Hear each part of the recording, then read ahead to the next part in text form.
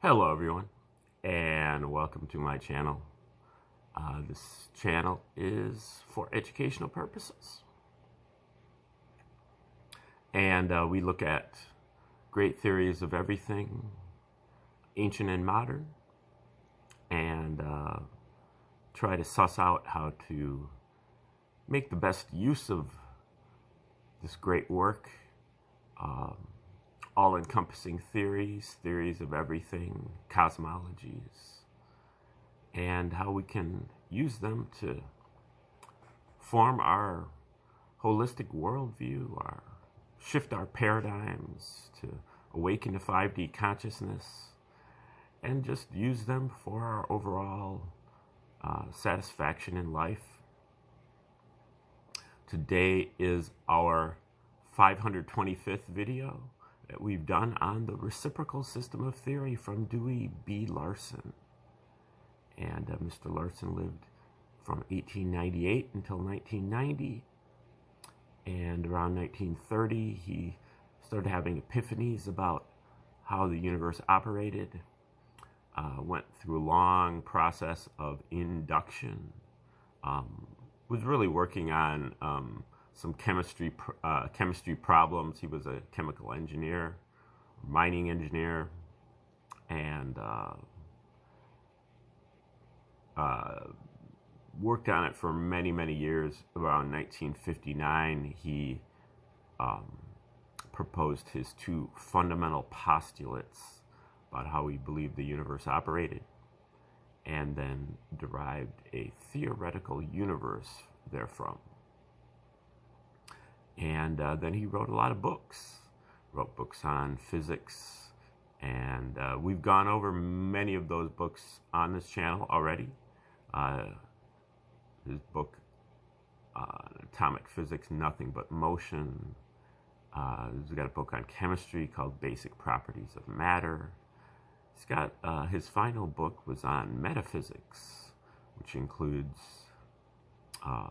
psychology and religion and philosophy and some biology.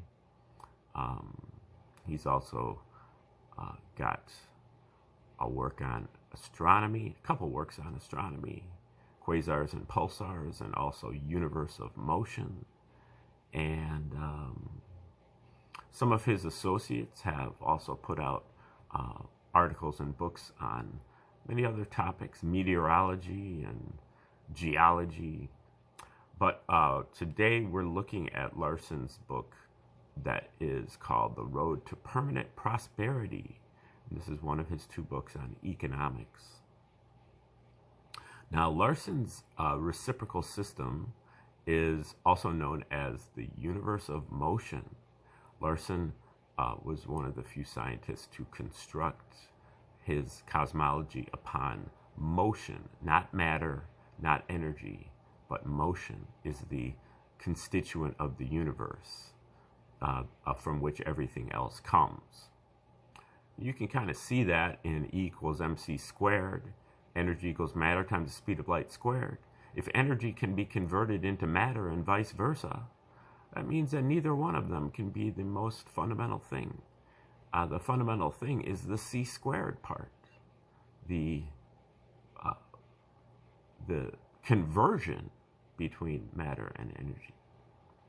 And so for Larson, his first postulate is that the universe is composed entirely of one component, motion, existing in 3 dimensions, in discrete units, and with 2 reciprocal aspects, space and time.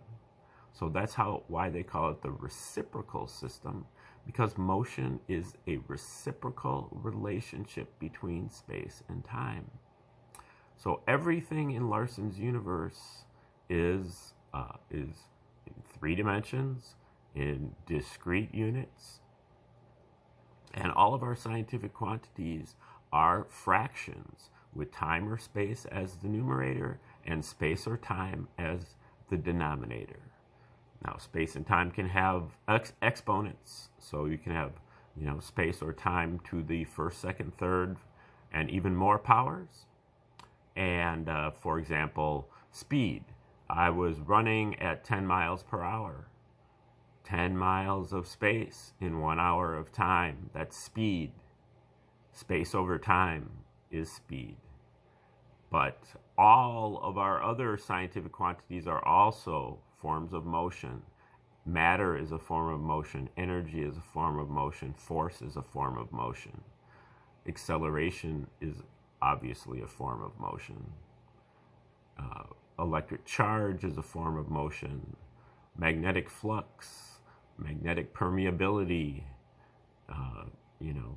all of our scientific entities, quantities can be expressed solely in time or space, time and space fraction, with time or space as the numerator, space or time as the denominator. Now Larson, why we've examined so many of Larson's works here is to kind of figure out how he gets from these concepts of motion and to be able to plug it into so many different subjects. So, how is he going to plug this universe of motion into economic theory? And hopefully that's what we'll find out here in this book. We're about to start chapter 3, which is called Economic Objectives. The first chapter was just an introduction, and then the second chapter was called The Scientific Approach. And this is kind of Larson's critique of mainstream economics, that it was mostly like sociological economics, based a lot on opinions and preferences and, politics, kind of policy. Some people were interested in, equitable distribution of funds, and some people are more interested in laissez-faire economics, and some people are more interested in whatever their policy was what was kind of forming the theory, economic theory that they went on. And Larson is saying we have to put economics on a scientific basis. We're dealing with facts here, not with a bunch of people's opinions. And we need to recognize that, it doesn't matter what your opinions are if you are constructing your economic theory based on things that are not factual, then it will fail. And so we have to plug in, a scientific approach to this subject. And so I think here in chapter 3, he's going to try to figure out what the economic objectives are, and then try to figure out how to plug in the economic system, the system of how economics operates in order to further those objectives. Okay, so I'm just going to read here from chapter 3, Economic Objectives.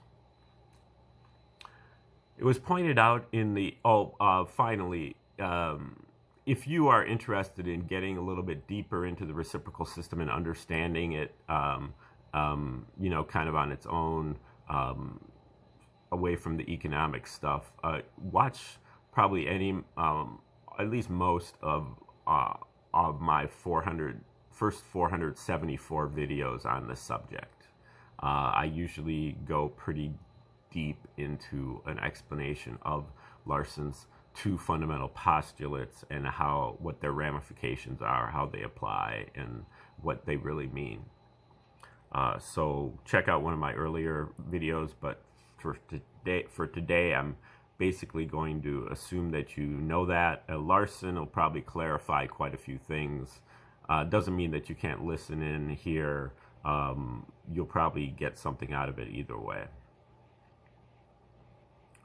Okay, it was pointed out in the preceding chapters that economics, as now constituted, has both factual, purely economic aspects and non-factual, mainly sociological aspects. As a consequence of this dual nature of the subject, present-day economists have both economic objectives applying to matters specifically related to the organization and operation of the economic system, and social or sociological objectives, which apply to matters specifically related to human welfare. As indicated by the quotation from Samuelson in Chapter 1, it is the social goals that are the economists' main concern.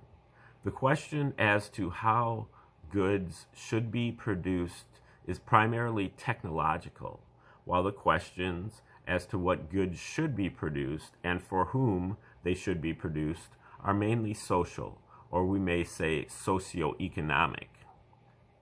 But the true purpose of the economic organization is to get the goods that the consumers want into their hands in return for their labor. Any measure having a different purpose is aiming at a non-economic, or at least not purely economic, objective. For instance, a measure designed to increase the income of a particular group, the poor perhaps, is directed at a social objective, not an economic objective, because from the standpoint of economics, all consumers are alike. A measure designed to protect the public from the harmful effects of a certain product is likewise aimed at a social objective. All goods are alike from the economic standpoint. These comments about the nature of the objectives of the economists do not imply that there is anything wrong with social objectives, or that they are in any way inferior to purely economic objectives. The point that is here being emphasized is that the factual objectives, the real economic objectives, are now being pushed aside while the economists pursue their social goals. The answers to their, quote, fundamental problems, when and if obtained, will not tell us how the economic system operates or how we can manipulate it to serve our purposes. They are merely advice as to what our purposes ought to be. This advice is something that we no doubt need, just as we need advice from other branches of sociology based on the results of studies and investigations. And in undertaking to fill this need, the economists are aiming at a worthwhile objective. But the human race is not so constituted that an individual can envision sociological objectives and dedicate himself to the task of promoting the economic reform measures that he believes will accomplish these objectives, and at the same time maintain the emotional detachment necessary for carrying out a factual analysis of the subject. The inevitable result is that the socioeconomic fixes, the socioeconomists fixes his attention on what he thinks ought to be, rather than on the scientific objective of ascertaining what is. Since the factual aspects thus recede into the background, they come to be regarded as items to be manipulated in support of the reform proposals, rather than items to which these proposals must conform if they are to be successful. Quote, "The tendency is strong, unfortunately," says F.N. Harbison, "to marshal facts which best support deep-seated convictions rather than to use them to question where the truth may lie." End quote. Galbraith gives us a similar explanation for the failure of certain economic studies to produce any significant results. Quote, "A vivid image of what should exist acts as a surrogate for reality. Pursuit of the image then prevents pursuit of reality." End quote. Such results must be expected. A person cannot commit himself emotionally to a view of how the economy should operate and at the same time maintain an unbiased position toward the question as to how it does operate. When he enlists under the banner of reform, it is no longer psychologically possible for him to give impartial consideration to the factual aspects of his subject. Samuelson's list of fundamental economic problems demonstrates this point. None of these problems has a factual answer. We must conclude that questions as to how the economy operates and what can be done to achieve our economic objectives are not fundamental problems to the present-day economists, but they must be fundamental problems for someone. As painful experience has so often demonstrated, the making of decisions is futile unless we know how to carry those decisions into effect. The economist's concentration on defining objectives has therefore left a vacuum. What we are proposing is not that the economic science should take over the functions that the economists are now performing, but that it should address itself to the tasks that the economists are leaving undone. That is, fill the vacuum that they have left by becoming sociologists, or as they prefer to say, social scientists, and losing sight of the factual aspects of economics. Economic science, as defined in this work, does not attempt to make decisions on Samuelson's fundamental problems or other matters of public policy, nor does it even attempt to influence such decisions. Its task is to supply the information that will enable an intelligent choice of objectives and will enable formulation of effective measures for attaining those objectives. Before the decision as to the objective is made, economic science can provide information about the working of the economy, which will identify the possible alternatives and will enable evaluating and comparing them. After the basic decisions are made, it can determine the various practical means by which the selected objectives can be reached, and the advantages and disadvantages of each, thus facilitating the second type of public policy decision, the decision as to what specific steps should be taken to attain the objectives. To illustrate these points, let us formulate the analogous problems involved in the physical example cited earlier. The construction of a bridge. The first problem, the question as to what should be done, becomes merely a matter of whether or not the bridge should be built. The second, the how problem, involves selecting the design and choosing the materials of construction. The third problem, for whom reduces the questions as to the locations of the bridge structure and its approaches, as each alternative will be more advantageous to certain individuals and less advantageous to others. The pure scientist is not involved in these questions at all. He supplies some basic information that will be useful in this connection, but only in exceptional cases will this information be developed for the specific job. Normally, it is part of the great accumulation of scientific knowledge. The engineer will take part in the consideration of these problems, particularly the second and third, and will submit his analysis of the various alternatives together with his recommendations.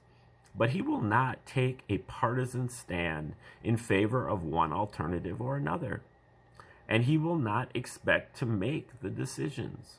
All of these problems are problems of the community, and the decisions will be made by the general public or their representatives, not by the scientist or the engineer. Economic problems of the kind specified by Samuelson are likewise problems of general public policy, analogous to such questions as to where a bridge should be built, whether we should construct a new post office or remodel the old one, whether we should widen a crowded highway, and so on, not to the questions for which the scientist or the engineer provides specific answers. The problems appropriate to science have answers that can be discovered, and once these answers are found and definitely verified, they are final, regardless of whether or not they meet with anyone's approval. The questions to this list of fundamental problems, on the other hand, cannot be discovered. They must be decided upon, and no individual or group can make a decision that will be binding on all individuals or groups, or which is not subject to future reversal.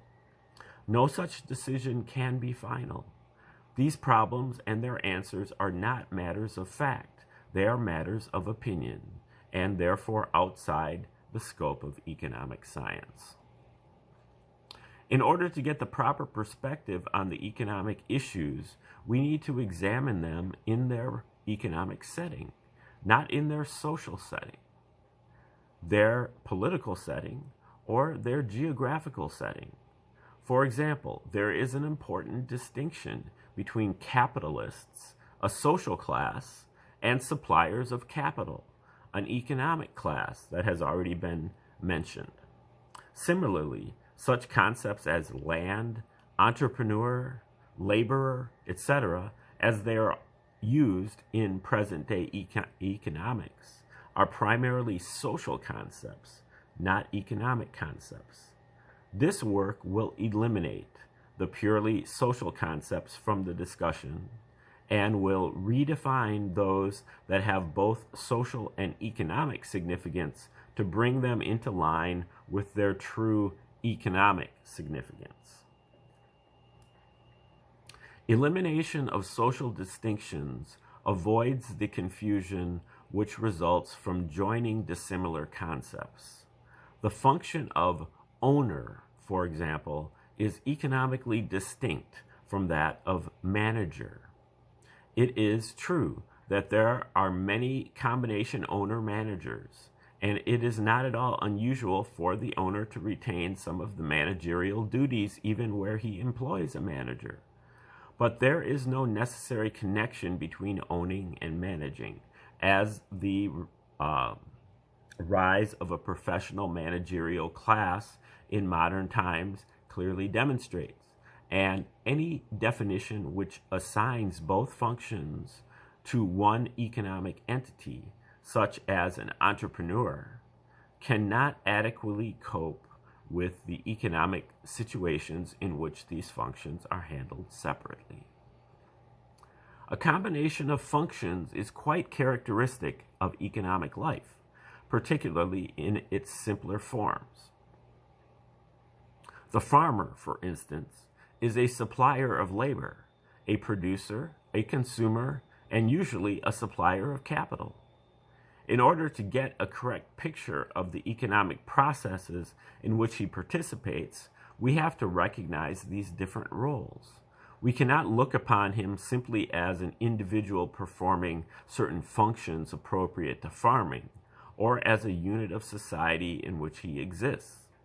Such viewpoints are appropriate from a social standpoint, but for economic purposes, we must look upon him as a producer when he acts in that capacity, a supplier of labor insofar as he personally takes part in productive work, a supplier of capital insofar as he owns the land or equipment, and so on. The function of the producer is to utilize labor and the services of capital to produce goods. It is essential to distinguish clearly between the person or agency that performs this function and the suppliers of labor and capital. The worker who operates a lathe takes part in the production process, to be sure, and so does the supervisor who oversees his work. But neither is individually acting as a producer in the economic sense. Both of these individuals are suppliers of labor. The enterprise or individual by whom they are employed is the producer. The capital is obtained from another set of individuals, owners or shareholders, who supply equity capital, risk capital, and creditors who supply debt capital. A clear distinction between factual and social issues will enable evaluation of objectives from the standpoint of whether or not they can be obtained by the means it is proposed to use. It is important to recognize that non-economic objectives, such as the purely social objectives that are the primary concern of the present day socioeconomic economists, cannot be obtained by economic means, that is, by manipulating the mechanisms of production and exchange.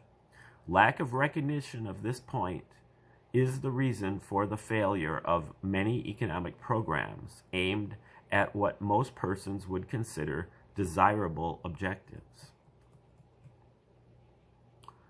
As pointed out earlier, none of the items listed by Samuelson as the fundamental economic problems has a scientific solution. These are social, political, and technological problems. They may have answers, but they are not factual answers that can be obtained by scientific methods. They are matters of opinion and judgment. For example, consumers constitute an economic class. The questions as to whether the income of consumers can be increased, and if so, how, are therefore economic and technological questions that have factual answers. On the other hand, the poor and the rich are social classes. Thus, the questions as to how and whether to raise the income of the poor at the expense of the rich, to a favorite objective of the economists, are social issues that have no factual answers. The economists' failure to draw this distinction between the factual and the non-factual, and to adapt economic thinking to the difference, is primarily responsible for their persistent advocacy of something-for-nothing schemes of one sort or another, and their inability to deal with the factual problems of the present-day economy, such as inflation and unemployment, a failure that is leading many in the profession to question whether solutions to these problems even exist. Samuelson, for instance, says, quote, "Particularly during the last decade, poor economic performance and the rise of contending schools of economic thought have led many to doubt whether the fiscal and monetary authorities can do anything to improve economic performance." End quote. The chapters that follow, which do make the distinction between the factual and the non-factual, will cover only one part of the field that is included in present-day economics. But by dealing only with factual matters and using factual methods, they will arrive at those factual answers that have eluded the economists. The minimum wage issue is a good example. The minimum wage laws now in effect in the United States attempt to accomplish a social objective, assuring an adequate income to all workers by economic means, that is, by modifying the normal operation of the price system and paying substandard workers more than they would normally receive. But the economic mechanism responds to that interference in its own way, not in the manner anticipated by the lawmakers. The usual result is to deny employment to the workers the law was intended to benefit. This point is recognized by the great majority of economists, but the public does not have enough confidence in the conclusions reached by the economists to accept them, if, as in this case, they are unwelcome. The same kind of a reaction of the mechanism takes place in response to the attempts that are continually being made in nearly all countries in the world to improve the living standards of the workers by raising money wages. Here again, the economic system responds in its own way. It reacts with inflation, not with higher real wages. The stumbling block for all such measures is cost. The individual enterprise economic system operates on a minimum cost basis, and whenever an additional cost is imposed on any portion of the mechanism, the system responds in such a way as to restore the minimum cost condition. In the minimum wage case, this is accomplished by excluding the substandard workers from employment. In the case of money wage increase, it is accomplished by absorbing the increase in the relation between money wages and real wages. The same fate awaits all such schemes, however ingenious they may be. The economic mechanism cannot be outwitted. Sooner or later, the nation and the world at large will have to accept the fact that attainment of any social objective other than those automatically accomplished by processes such as technological progress that work in harmony with the economic mechanism involves a cost, and provision should be made for meeting that cost from public funds. Otherwise, the attempt to reach the objective will fail unless it is possible to shift the cost burden to the public through the price mechanism. As will be brought out in the subsequent discussion, attempts to impose the cost on the producers are futile. Okay, we're going to start this paragraph again when we start tomorrow. We're out of time here. Thanks for tuning in.